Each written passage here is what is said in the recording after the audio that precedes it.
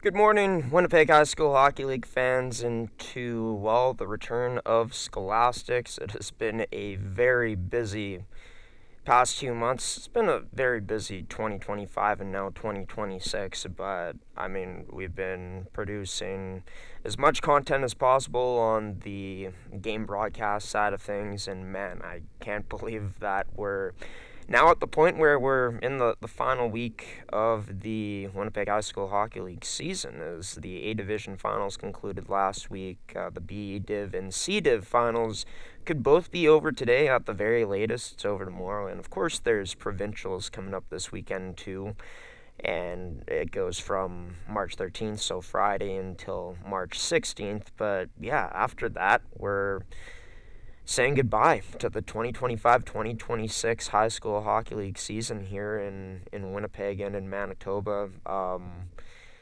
It's pretty unbelievable that we're at this point this season already. Seems like just yesterday, as the old cliche goes, that we were getting set to broadcast our first ever game in company history between the College Belleville Barracudas and the Steinbach Regional Sabres all the way back in October. So what I'm excited to bring to you today is going to be kind of our thoughts, or my thoughts, a recap of the A Division finals. We'll preview provincials coming up a bit too. And we're also going to get into the B Div and C Div finals, and we're also going to have highlights for you guys throughout this episode. And, proud to say that we're able to say congratulations to the squad in the Oak Park Raiders, who were able to bring home their first A Division championship in the Platinum Promotions Division since 2015-16. And not only that, but knocking off their biggest rival in the Vincent Massey Trojans. Interesting stats through this finals. Every team that scored the first goal of the game would end up losing. Oak Park went up 2-0 in game number 1. Vincent Massey with a strong third period comeback with 3 goals of their own to take game 1. And the defending champs were a game away. In fact, they were able to tie up game number 2, send it into overtime, but Oak Park would come away with, of course, that 3-2 victory in overtime. Ross to Sadowski to set up that series-tying goal, and it all came down to a deciding Game 3 last Thursday at Seven Oaks Sportsplex, which we had the pleasure to call this game, where Seven Oaks, the fans there were able to witness maybe one of the best games of the season for the Oak Park Raiders, especially through that second period, as they found ways to expose the Vincent Massey Trojans, caught them off guard at certain moments in that middle frame, and it put Vincent Massey into a 4-goal hole heading into the third period of action, where Vincent Massey absolutely turned it on. They had over 20 shots, and they even got as close to coming within 2 of the Oak Park Raiders, but a huge insurance marker in period number 3 to put them up 3 again. Vincent Massey would add on 1 more, but it wouldn't be enough, as Raiders Nation was able to see their team crowned as champions. Up for Vincent Massey today, Oak Park, since 2015-16, have not lifted the banner, the championship, but here for Raiders Nation, it's a different story. A decade later, they do it again. Oak Park knocks off their biggest rival off their throne.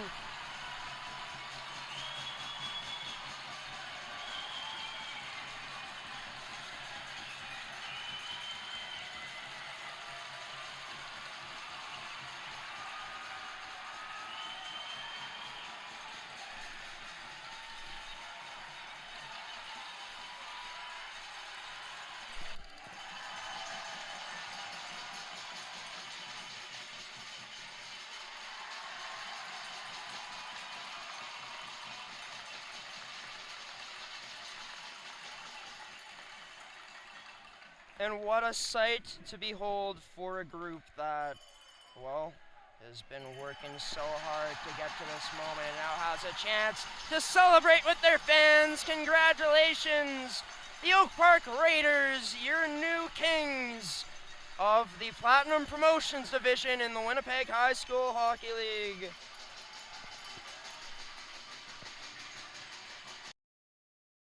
And congratulations once again to the Oak Park Raiders, who, what a run it was for this group. Their big-time players stepping up. David Sudowski ended up being atop of the leaderboards for points in the postseason. He had himself 2 goals in that final Game 3, and, well, the difference in this series in the end ended up being that high-level offense coming through in big moments for Oak Park. As mentioned, they had a 4-goal second period to really break that game open. And this game was very reminiscent of the second time these teams faced back on Vincent Massey's senior night in the regular season, which was a big game in determining really who would be first place. Like, we were treated to such a great finals this season. Sometimes it doesn't work out that way where the top 2 teams in the A division make it through, but that was the case this year, and it was the best defensive team in the league, and the Vincent Massey Trojans taking on the offensive juggernauts in the Oak Park Raiders. As mentioned, they're huge rivals, so this one meant even more, it felt like, especially with Oak Park being able to win their first championship in the Winnipeg High School Hockey League in a decade, as the last time they did it was 2015-16. But not only that, being able to also dethrone Vincent Massey, knock them off their throne, and become the new kings of the Platinum Promotions Division in the Winnipeg High School Hockey League. And just some final points about this game and really Oak Park's run, but they needed to find ways to beat, and not only beat, but outwork Vincent Massey, win puck battles in the Trojans' end, and that came through at a high level in the third game. Players were able to find open ice. We saw it back in Game 2 even for the OT winner as David Sudowski gets lost in the coverage behind, and Oak Park was able to expose that. When you give a team those types of opportunities, that type of, I guess a structural breakdown, we'll call it, if they're on their game and they're able to execute more times than not, it doesn't really matter who you have in net, whether it's Nathan Dick or Noah Barnes. In the case for Vincent Massey, is Dick would be pulled heading into the third period. Noah Barnes, the senior goaltender, doing everything he could and had himself some nice saves coming in, but the fact that Oak Park was not only able to chase Vincent Massey's netminder, but see their netminder in Mitch Feeblecorn, a senior who elevated his level to the highest standards, having an 890 save percentage around there in the regular season, and being able to raise that into close to the mid .950 range in the postseason, as well show you, the final statistics from the postseason in just a moment here in the A-Div. But the performance from Mitch Feeblecorn, you could say he stole this series in a way, because as many goals as Oak Park put up in that final game, and they were able to make it out in game number 2 and win an OT, Feeblecorn faced 2 straight games of pretty much 40 shots each, and for him, he's only given up 6 goals in those last 2 games combined. So Mitch was a huge difference maker for the Oak Park Raiders, as Feeblecorn would end up being named the finals MVP. And what a season it was for the Oak Park Raiders. Everything coming together for this squad and proving that that 1 seed that they got was no joke, and also avenging last season where they were the 2nd seed and lost in the quarterfinals. What a moment it was for Oak Park and their fans. Congratulations to them once more, and hey, they still got some more hockey to go, as they'll be taking on Vincent Massey potentially maybe in the provincial finals, but who knows what provincials has in store. We'll get into that very soon here on this edition of the podcast. As mentioned, David Sudowski atop of the points leaders in the postseason. His teammate Carson Ross, who led the league in points and goals during the regular season, right behind him there. Same with Tyler Thuas, that top line cementing themselves as arguably one of the best ever, as their impact continued to be significant throughout all rounds of the playoffs. Jager Buchert also had 14 points in the 8 games played, as they were ousted in the semifinals against Oak Park. And then, goaltending-wise, Mitch Feeblecorn, a .936 save percentage throughout the postseason. Coming through big time for his team and raising his level to the absolute highest standards for himself. Congratulations to all the big time playoff performers this year in the Platinum Promotions division. As we're going to do this now, actually, before we get into provincials and we send it to a commercial break. But I know the Manitoba High School Athletic Association, along with, I believe it gets released in the Free Press. I'm not exactly sure where, but I know they've done it for basketball, volleyball. They released like a top 10 players of the year type of list, and I wanted to give this a try, as my list doesn't include any goaltenders. I just find they're too hard to rank amongst players, but this takes into account regular season and postseason performance, trying to weigh them into the conversation as even as possible so we can get the most balance in this list. And this is what I came up with personally. This is G-Show Productions' official Top 10 Platinum Promotions Division players of 2025-2026. We're also going to do this with B Division and C Division once their seasons wrap up. Carson Ross and David Sudowski, I feel like, established themselves as the top 2 players in this league, early on in the season, and just continued it as, these two, what else can you say about them, right? Top 2 in points throughout the regular season, top 3 in points during the postseason. Sudowski, of course, leading the playoffs in points, Ross leading the regular season in points, and both of these players so complete in their offensive game. They can do so many of the big things well, right? Like the scoring, the assist production, the playmaking, the sniping. But they're also really good at those little skills with their sticks in the face-offs for David Sudowski, Carson Ross along the boards. Both players with, I'd say Carson Ross probably faster, but both players with really good speed and really good vision. And the fact that these two players were able to be a huge part of leading Oak Park to their first championship in a decade while producing the stats that they produced is pretty unbelievable. So that's why they're top 2. As for me, I got Jace Anderson, Sturgeon Heights Husky forward, at number 3 on this list. Just taking a look at his point production this season, he was top 4 in points, 1 behind Tyler Thuas with a game less played. He only played 20 games this season, and his point production ranked 3rd in the Winnipeg High School Hockey League's Platinum Promotions division this season.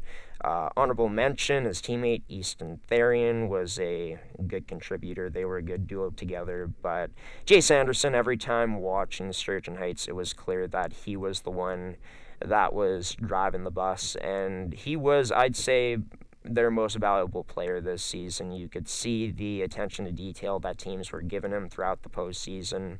Miles Mack, as well as Vincent Massey, and Jace still found a way to produce in, the big moments. As we take a look back at the postseason production, I think he's actually a bit lower down the list, but for Jace this season in the playoffs, in his senior year, he was over a point per game in the playoffs and proved that he can't just score goals. He can also put up the assists too, as he had 2 goals, 6 assists for the 8 points. So just in terms of how valuable he was to Sturgeon Heights, how they were able to finish 3rd place and make it into a Final Four, and he was their top point getter in this. Sure, there were other players coming through in terms of Ryland Murphy, other players on the Sturgeon Heights team. But once again, Jace Anderson was at the forefront, and for me, he's the third best player in the league this season. As for Ethan Middleton, Middleton also over a point per game during the postseason, and just taking a look at the season he was able to have, much like Jace, I'd say the most important player to CJS's success, and he's only in grade 11, so he gets one more year next year. He's going to be even better, but he was not only top 10 in points, but second in goals this season. You look at the point production that CJS had throughout the postseason, usually you'll see Ethan Middleton's name on there, and he's just such an all-around weapon offensively. He's got the size, the speed, very good with the stick, and one of the best goal scorers in the league this season. As for Tyler Thuas, gotta crack the top 5 for me. When you're talking about a coach's dream, I think Tyler Thuas, the way he plays the game, fits that mold, especially for junior hockey teams coming up next. A forward that is not only so physical and a great complement to two high-end talents like Carson Ross and David Sudowski, but a player that can even look like the best player on this line, as he was third in points this season. He had, I think it was like 10 tucks or 8 tucks in the postseason for 10 points. Tied for the lead in goals in the postseason, and just such an impact player at the most important time of the year. Top 3 in points throughout the regular season. Among the top goal scorers, tied for the lead in the postseason, and one of the leading point getters through the playoffs, and played an instrumental role, not only scoring goals, but scoring clutch goals for his Oak Park Raiders throughout this year's postseason. Into the 6 to 10 range, Trevor Johnstone, did not lead his team in points. That was Aiden DeLay, but Trevor Johnstone was one of very few defensemen in this league that were able to be over point per game. And I guess for me, Trevor Johnstone being the best defenseman on the best defensive team by the numbers this year. Not only that, but what he was able to do at that puck, able to drive the play at a high level and prove that he's probably the best all-around defender in the league. I thought that it was a special season from the captain this year in Trevor Johnstone, who Johnstone was just inside the top 20 in points in the postseason, had 6 points in 9 games played, but regular season-wise, one of the top point getters on the Vincent Massey Trojans. That was true in the playoffs as well, but 34 points in 24 games as a defenseman is absolutely crazy. In high school hockey too, where this division is so good. And for Johnstone, probably the most important piece of this Vincent Massey Trojans team this season. For that, he gets the 6th spot just because of how good Vincent Massey was this season in their own end, the best defensive team, and Trevor Johnstone not only contributing big-time defensively, but also so reliable in all situations of the game and had great offensive upside. Aiden DeLay, you got to put him in the top 7. You can make an argument that he could be ranked higher, but ranked him below Johnstone just because I think that Johnstone, like I just said, I thought he was the best player on Vincent Massey, so that's part of the reason. And the players above him, all very good, so this is no diss to Aiden DeLay, but a great season for him. Led this team in points not only in the regular season, but the postseason, and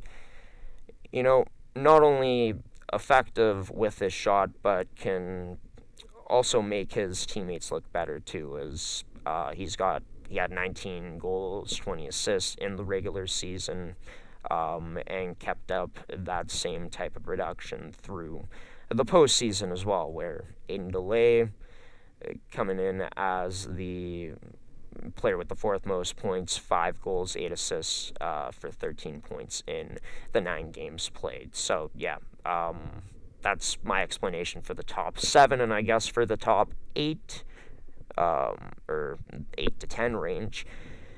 Decided to put Jager Buchert in the 8th spot just over Marcus Betts, just because of how Jager Buchert was able to impact the game at such a high level for his team continuing into the postseason. Now, so did Marcus Betts, but I just look at Steinbach, them being the second best defensive team in the league, them having a top-end offensive team as well. Jager Buchert was at the forefront of all of that, and every time I watched Steinbach this season, honestly, outside of maybe Amore and Fraze, who's on this list, and maybe Veristiak, Buchert most games was the best forward, best player on Steinbach. Such a complete 200-foot player. He's shifty. He's fun to watch.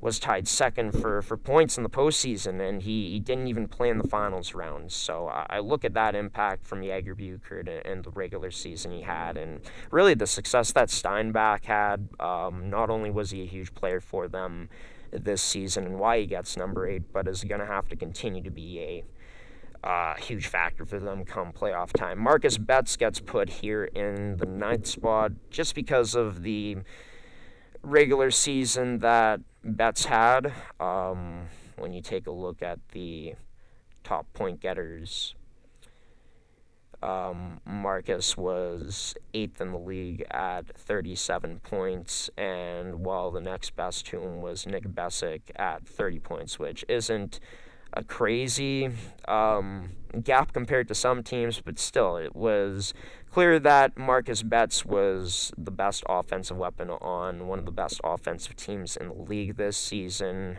and followed it up with a really strong postseason performance where in that first round he was among the leaders in the Platinum Promotions Division playoffs through round 1. And yeah, for Betts, just such a crafty player, an elusive player, similar to Jager Buchert. I just felt Jager Buchert was a bit better defensively this year compared to Marcus Betts, who was still very reliable in his own end. But yeah, that's the reason why he'd be number 9, and the reason why Peyton Fraze is 10th on this list, as mentioned, when talking about defensemen in the league.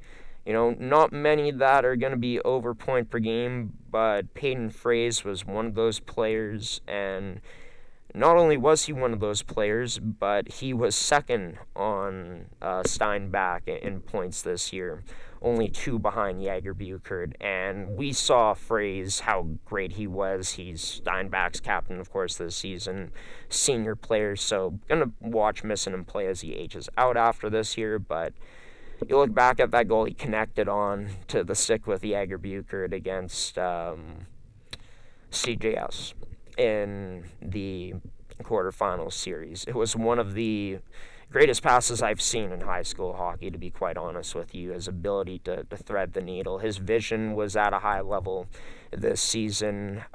Such a significant part of this team's power play, and of course so reliable in his own end. And with 31 points in 23 games played in the regular season, production keeping up in the postseason, and him being, you know, the important player he was to Steinbach this season, his vision, his playmaking ability, all of that offensive upside paired with the defensive ability is why Peyton Fraze gets the 10th spot. Honorable mentions, Easton Therian, Lucas Enerson. Yeah, it just came down to Therian lacking in playoff production compared to those 10 on the list. And then for Enerson, as great as he is, I just feel like those 10 on the list playing in the significant roles that they did, the production they had, I had to put them in the top 10, and I couldn't find a spot for him. But he had such a great season himself for the Oak Park Raiders.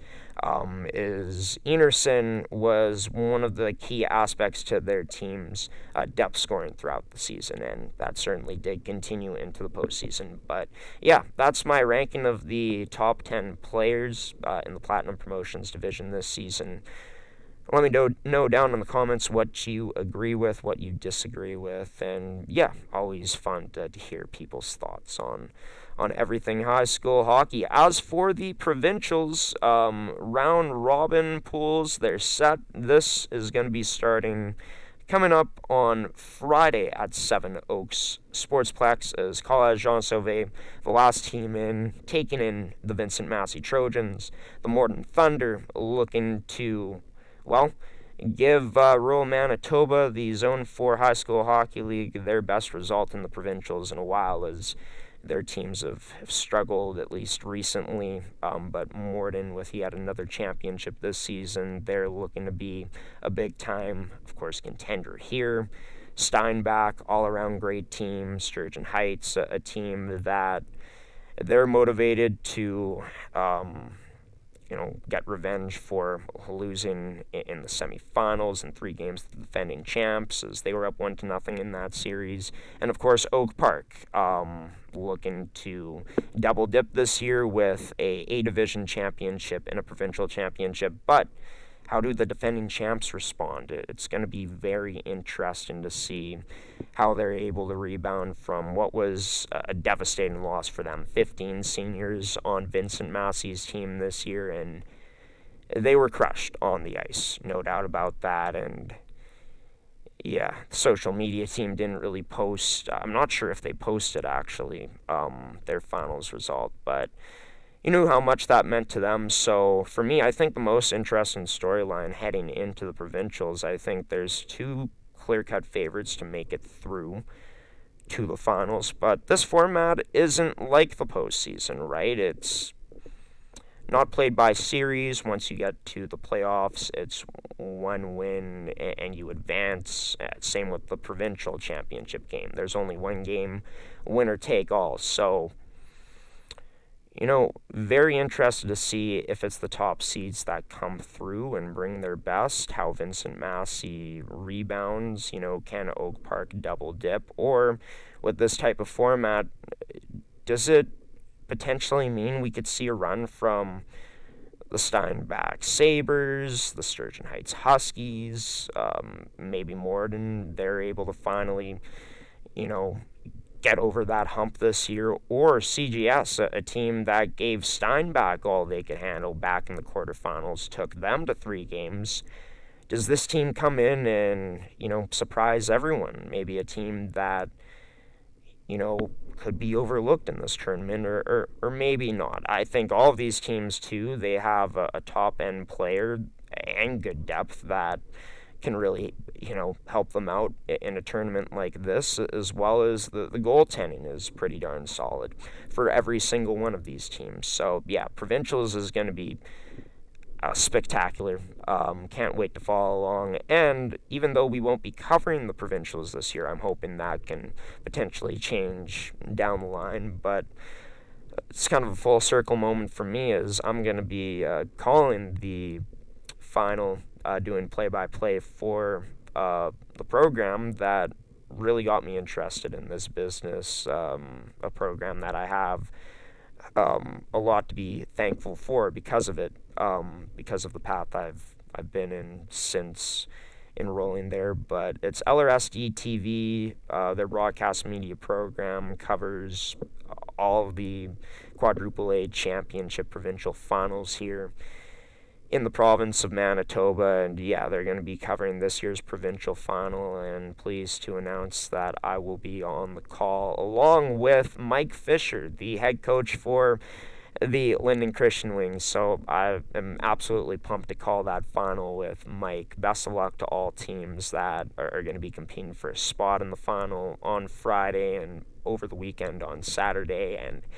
can't wait to see what type of passion is to come from the crowds again, because, man, passion in the crowd for the finals and just the playoffs in general has been spectacular.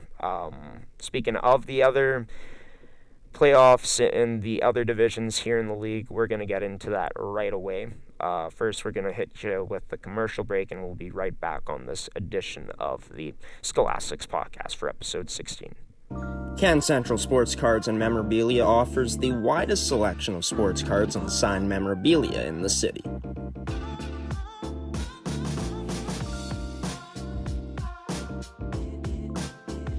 For dedicated casual and new collectors, Can Central Sports Cards and Memorabilia has everything a collector could ask for.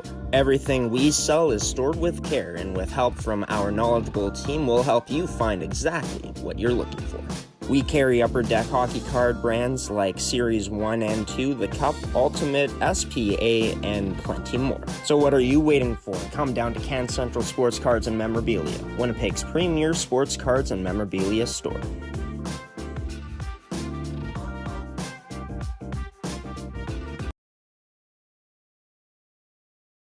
Welcome back to the Scholasticks podcast, everybody, as we've been getting into talking about Platinum Promotions Division Finals. Congratulations to the 2025-2026 champions and the Raiders, the Oak Park Raiders, that is they'll have a chance to, well, potentially win the Provincials 2 this year, as they'll be competing with Vincent Massey, Steinbach, Sturgeon Heights, CGS, and the Morden Thunder, Zone 4 High School Hockey League champions, all kicking off their provincials on Friday, as Oak Park won it in 2024, Vincent Massey won it in 2025, and yeah, just wonder how Massey bounces back after a heartbreaking loss. A huge goal for them was to go back-to-back, but they could potentially salvage it with a back-to-back provincial championship. As for the C Division, we're going to get to that after the B Division, as in the Winnipeg Free Press, it's two of the top three seeds that have made it through to the final in the Louis Voyageurs and the three-seeded Dakota Lancers. Louis this season only lost one game, and that was to the Springfield Sabres in their second last game of the season. As for Louis, they're undefeated up until this point in the postseason.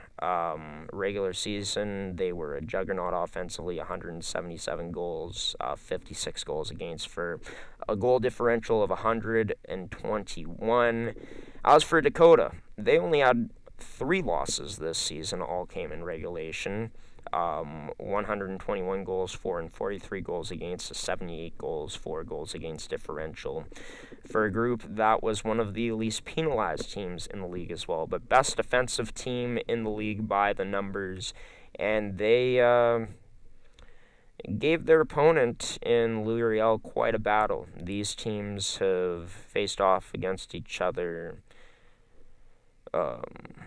before. 2 times in this regular season, both games were really close. This one needed OT on Monday, as it was Louis that was able to get off to the 1-0 series lead, as they're a game away from cementing themselves as one of the greatest teams in Winnipeg High School hockey history, to be honest with you. Because when you take a look at how stacked this team is, they were a division down last year. They won that division just to look even better this season. It's been just a phenomenal year for this group. And when taking a look at, how that game went for them, they also proved once again that they're able to, fight through adversity themselves. They go up 2-0 after the first period, but in the second, they gave up 3 goals for it to end up becoming a tie game, a scoreless third, so they had to grind things out, and then able to find the OT winner, and it would be number 14 and Jesse Traeger, who would score the game winner, assisted by Luca Tetro and Luca Gosselin. They also get John Thomas Cavell back, which is huge in this series. And what else is huge for Louis is this team is so deep, but it's their top-end players truly coming through in game number 1. In terms of Luca Tetro, John Thomas Cavell, as well as, of course, Jesse Traeger in overtime. Tristan Sabare, more of a secondary goal scorer on this team, able to tie the game up in the third period after they went down 3-2. So, yeah, for Louis, Dakota, giving them all they could handle in that first game, and shots were pretty close too. 31 to 25 in favor of Luriel, but I think that Dakota still has to hold out hope in this series. I think that, they're close. They've been close to taking down this Luriel Voyageurs team, and the game to clinch a series, to win it, is always the toughest one to get, right? And I think Dakota's got to bank on that, as well as their defensive structure, their defensive game, because, their defense has been their trademark this season. They've gotten really solid goaltending throughout the year, and then they got some gamers on the offensive side too, right? When we're talking about players like, just taking a look back at their goal scorers, but Trenton Judry, who led the team in points this year, he was able to get on the board for the first goal of the game in game number 1, and then Cruz Augustino, he's been big time for them as well this year. So they're seeing their big time players come through. It seems like it's a matter of inches, right? Like that's how close these teams are, and it's about how you make a big play in a big moment, and how you execute. And Dakota, their execution may be lacking a bit in that first game. They're hoping that they can get a bit better execution today. Start off with the lead, that would be ideal, instead of going down 2-0. And yeah, this one should just be an absolute thriller today, one that we're excited to announce that we'll be calling at the Seven Oaks Sportsplex at 4:30 p.m. Taking a look at the points leaders through the playoffs to this point. Cale Lucy, what a performance for him. His team went out in the second round, and he's still second in points. Probably finishes that way. Trenton Jewelry in the top 5 in points, but it's Luca Tetro who leads the way. Goaltending for Luriel, Ben Gagne's been solid, same with Zachary Prescott. We'll be interested to see who gets the start in today's game, but Brady Cawson is going to need to raise his level even more, perhaps, against this Luriel squad, which, one last point on it, I think if Dakota is able to play to their defensive structure, if they're able to take away space through the neutral ice, you got to be able to shut down the rush against Luriel. Sure, they can beat you on the forecheck, but I feel like you'd rather bet on that than them attacking on the rush, because from what I saw this year, that was how most of their offensive chances were presented to them, and most times they'd capitalize off the rush, but make them work for their offensive opportunities in this game. And then when they do make a mistake, you're able to take the puck away. Your counterattack needs to be on point. You also need to keep your discipline up too, because put Luriel on the power play with that much skill that they have, I don't care how good you are, you could be in trouble. But if Dakota is able to elevate defensively in this game and cap on their opportunities, get a good goaltending performance, hey, maybe this one goes the distance and goes to 3.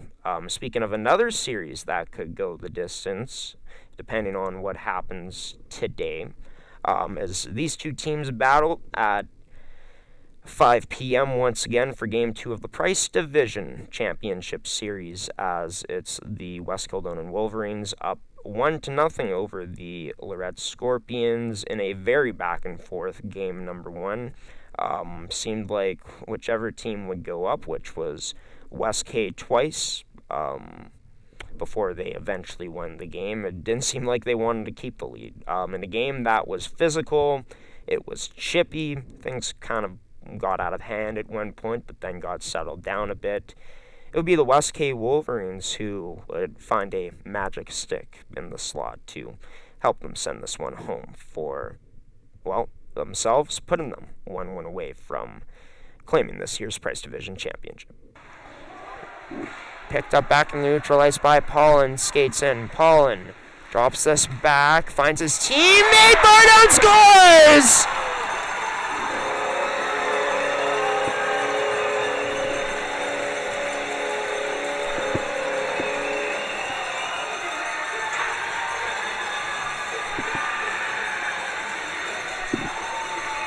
As West Kildonan been driving into the Lorette's own all game long, especially in this third period, as they celebrate with their fans and the end boards back in their own zone.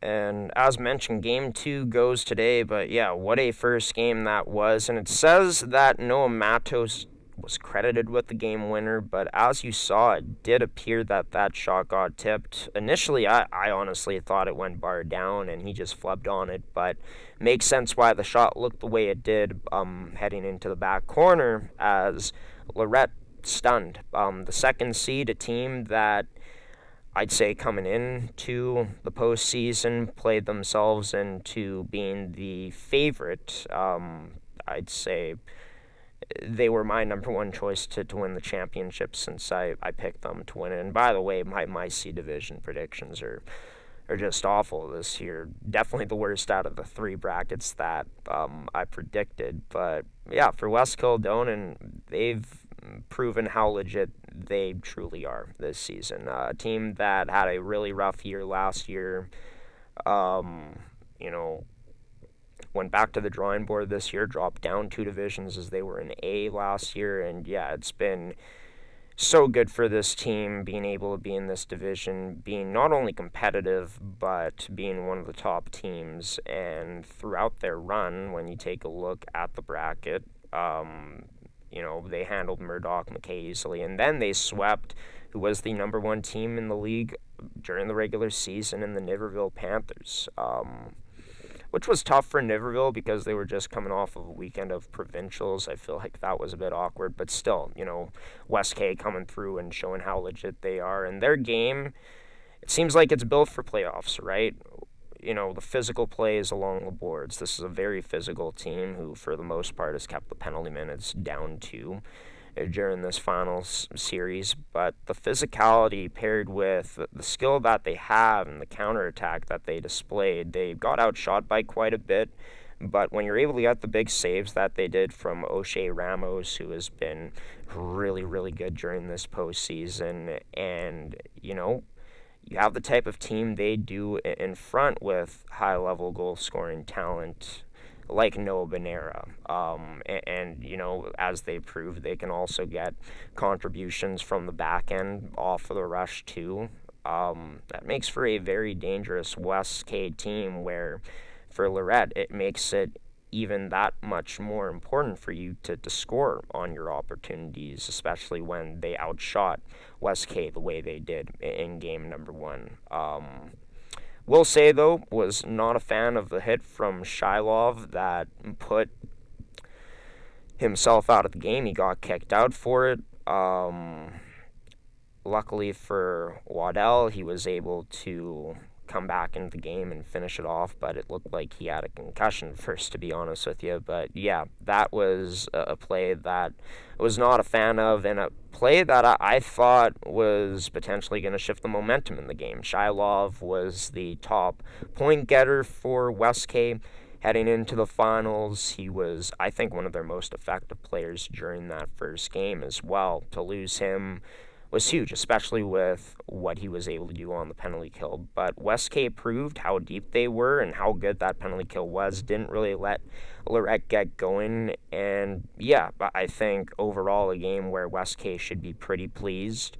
They were able to frustrate Lorette a bit, able to come away with that late goal to put them up in that third period and able to close that game off and continuing to get good goaltending from O'Shea Ramos. And when you have all those pieces and a team that can do so many things, not only with their physicality, but how good they are at taking away pucks with their sticks as well. It's going to be a tough team to beat for Lorette, but I think Lorette does have the game. I think that goaltending-wise, they're going to need to see one of their goaltenders step up, whether that is Carter Ellick or Cole Ellens. I wouldn't be surprised if they go back with Cole Ellens today, as he's been one of the top goaltenders in the Price Division playoffs. But yeah, Lorette knows how good they are. This is a team that was one of the top scoring teams in the league this season and one of the best defensive teams in the league. And they've been in this position before, right? Looking back at last round, losing game 1 in overtime to the Warren Wildcats. Look for them to bring their A game today and at the very least give West K all that they can handle. Is going to be important today for Lorette to not only try to find a way to get their speed going to try to open up this game, but yeah, got to find a way to, I think, get even more traffic in front of O'Shea Ramos, cash in on rebounds, and up your level in the physicality department as well along the boards. Work like, well, it could be your last game of the season, which it very well could be for Lorette if they can't get things going today against West Kildonan. But before we let you go here as we end off this episode, just want to show you the the points leaders into the final series, as Gavin Denny had himself a goal last game. He's going to need to be at his best. Christian Shilov most likely makes his return to the lineup this afternoon.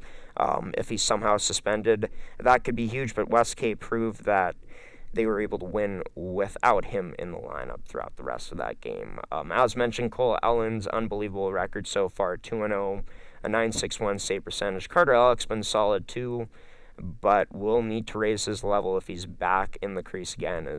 O'Shea Ramos, undefeated so far, a 9.35 save percentage, playing his way into, I think, the finals MVP conversation as well. For all the statistics, the full schedules, anything else, visit winnipeghshl.ca, as we're going to throw it to one last commercial break, and then we're going to let you go for this edition of Scholasticks. Can Central Sports Cards and Memorabilia offers the widest selection of sports cards and signed memorabilia in the city.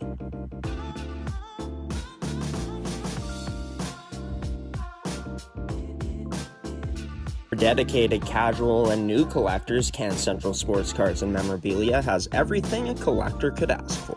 Everything we sell is stored with care, and with help from our knowledgeable team, we'll help you find exactly what you're looking for.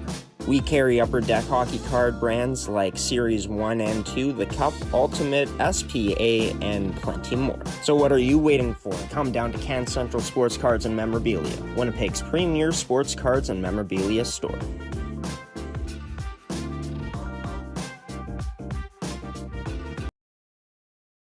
Welcome back to Scholastics, and well, if you've made it to this point, you've made it to the end of our episode for this week. We're going to be back again next week, where we're going to recap the B Division and C Division finals in its entirety, as well as recapping the provincial championships. As mentioned, you can catch the game on LRSD TV on YouTube on Monday night. It's going to be seen for free, it's a production put together by the Broadcast Media Program at the Arts and Technology Center. The Lou Riel Arts and Technology Center is, a great provincials coming up. Can't wait for that. Also, we're going to be releasing our MMJHL podcast season review, and then a playoff prediction show tomorrow as well. And well, the reason I bring that up is we're going to be starting our MMJHL playoff coverage perhaps tomorrow. It really does depend on what happens in the finals, because